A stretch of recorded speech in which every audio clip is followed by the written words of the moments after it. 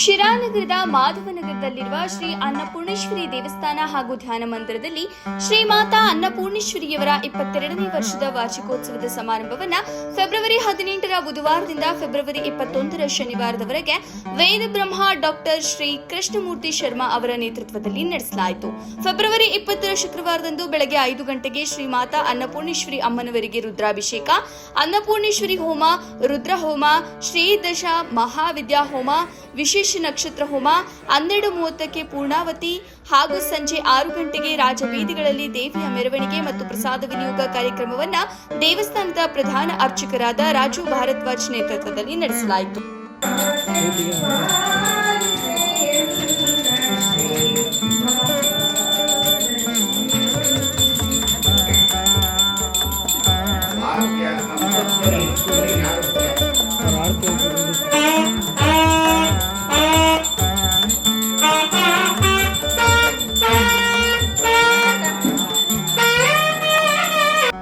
ಆ ಮಾನವ ಜನ್ಮದಲ್ಲಿ ವಿಶೇಷವಾಗಿ ಭರತಖಂಡದಲ್ಲಿ ನಾವು ಜನನ ಆಗಬೇಕು ಅಂದರೆ ಪೂರ್ವ ಜನ್ಮದ ಸುಕೃತದ ಪುಣ್ಯ ಫಲ. ಯಾಕೆ ಭರತಖಂಡ ಅಂತ ಕರೆದ್ವಿ ಅಂತಂದರೆ, ಇವತ್ತಿನ ಏಷ್ಯಾ ಖಂಡ ಪೂರ್ವದಲ್ಲಿ ಭರತಖಂಡವಾಗಿದ್ದು. ಇವತ್ತಿನ ಏಷ್ಯಾ ಖಂಡದಲ್ಲಿ ಯಾವ ಯಾವ ದೇಶಗಳು ಬರ್ತದೋ ಅದೆಲ್ಲವೂ ಕೂಡ ಭರತನ ಆಳ್ವಿಕೆಯಲ್ಲಿ ಒಳಪಟ್ಟಂಥ ದೇಶಗಳು. ಕೆಲವೊಂದು ಮಾರಿಷಸ್ಸು, ಮಲೇಷಿಯಾ ಇಲ್ಲೆಲ್ಲ ಹೋದರೆ ಗಣಪತಿಗೆ, ಬುದ್ಧನಿಗೆ ಮತ್ತು ರಾಮನಿಗೆ ವಿಶೇಷವಾದಂಥ ಸ್ಮರಣೆಯನ್ನು ಮಾಡ್ತಾ ಆ ಸಂಸತ್ತಿನಲ್ಲಿ ಶ್ಲೋಕಗಳನ್ನು ಹೇಳಿ ಎತ್ತಿಟ್ಕೊಳ್ತಕ್ಕಂಥದ್ದು ಮಲೇಷಿಯಾದಲ್ಲೆಲ್ಲ ಅವರು ಪ್ರಧಾನವಾಗಿ ನೋಟಿನ ಮೇಲೆ ಕೂಡ ಗಣಪತಿ ವಿಗ್ರಹವನ್ನು ಮುದ್ರಣೆ ಮಾಡ್ತಾರೆ. ನಾವು ಇಷ್ಟು ಧರ್ಮವನ್ನು ಆಚರಿಸ್ತಕ್ಕಂಥವ್ರು ನಾವು ನೋಟಿನ ಮೇಲೆ ಇನ್ನೂ ಮುದ್ರಣೆ ಮಾಡಲಿಕ್ಕೆ ನಮ್ಗೆ ಮನಸ್ಸು ಬಂದಿಲ್ಲ. ಇರಲಿ, ಅದು ರಾಜತಾಂತ್ರಿಕ ಸಮಸ್ಯೆಗಳು. ಮತ್ತು ಭಾರತ ಭೂಮಿ ಅಂತಂದರೆ ಈ ಭಾರತದಲ್ಲಿ ಎಲ್ಲ ಜಾತಿ ಎಲ್ಲ ಧರ್ಮವನ್ನು ಒಳಗೊಂಡಂತಹ ಜೀವನದ ಶೈಲಿ ಇರೋದ್ರಿಂದ ಆ ಥರ. ಹಾಗೆ ಈ ಭರತಖಂಡದಲ್ಲಿ ಜನನವಾಗಬೇಕು ಎಂದರೆ ಪೂರ್ವಜನ್ಮದ ಸುಕೃತದ ಪುಣ್ಯ ಫಲವನ್ನು ನಾವು ಪಡ್ಕೊಂಡು ಬಂದಿರ್ತೀವಿ. ಈ ಇಡೀ ಪ್ರಪಂಚದಲ್ಲಿ 2 ಭೂಮಿಗಳು, ಒಂದು ಕರ್ಮಭೂಮಿ, ಇನ್ನೊಂದು ಭೋಗಭೂಮಿ ಅಂತೇಳಿ. ಕರ್ಮಭೂಮಿ ಅಂದರೆ ಈ ಕರ್ಮಗಳನ್ನು ಆಚರಿಸಿ ಪುಣ್ಯವನ್ನು ಸಂಪಾದನೆ ಮಾಡಿ ಮೋಕ್ಷವನ್ನು ಕೊಡು ಅಂತ ಹೇಳಿ ಪ್ರಾರ್ಥನೆ ಮಾಡಲಿಕ್ಕೋಸ್ಕರ ಈ ಭರತಖಂಡದಲ್ಲಿ ನಮ್ಮೆಲ್ಲರ ಜನನವಾಗಿದೆ. ಇದಕ್ಕೆ ಕರ್ಮಭೂಮಿ ಅಂತ ಕರೀತೀವಿ.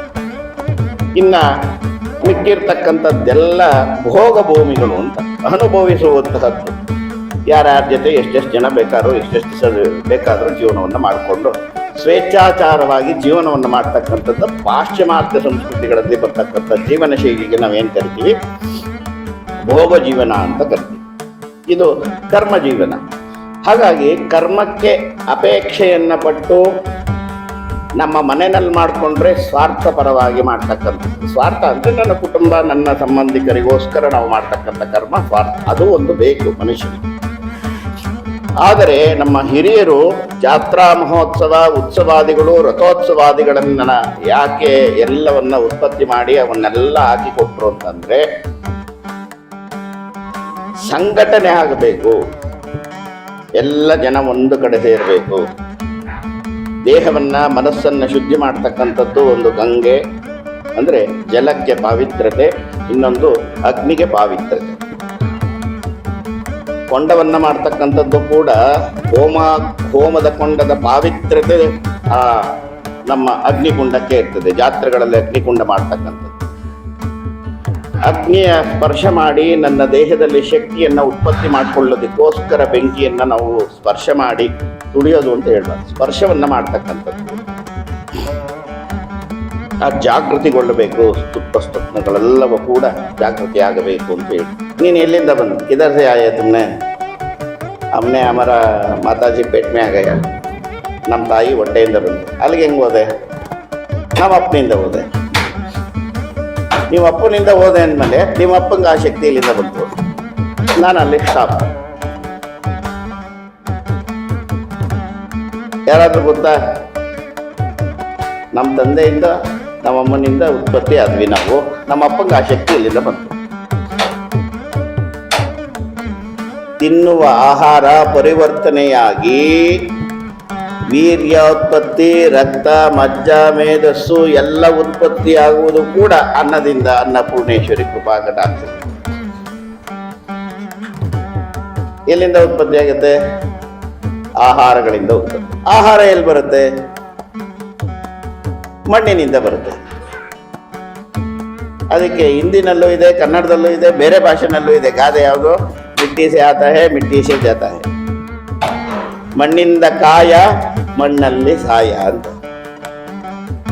ಇದನ್ನ ಅರ್ಥ ಮಾಡ್ಕೊಂಡ್ರೆ ಯಾರಿಗೂ ದುರಹಂಕಾರವಿರೋದಿಲ್ಲ, ಅಹಂ ಅಂತಕ್ಕಂಥದ್ದು ಬರೋದಿಲ್ಲ.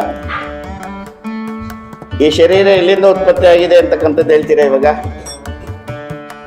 ಮಣ್ಣಿನಿಂದ ಉತ್ಪತ್ತಿ ಆಗಿರೋದು. ಎಲ್ಲಿಗೆ ಹೋಗ್ತೀವಿ? ಮಣ್ಣಿಗೆ ಹೋಗ್ತೀವಿ.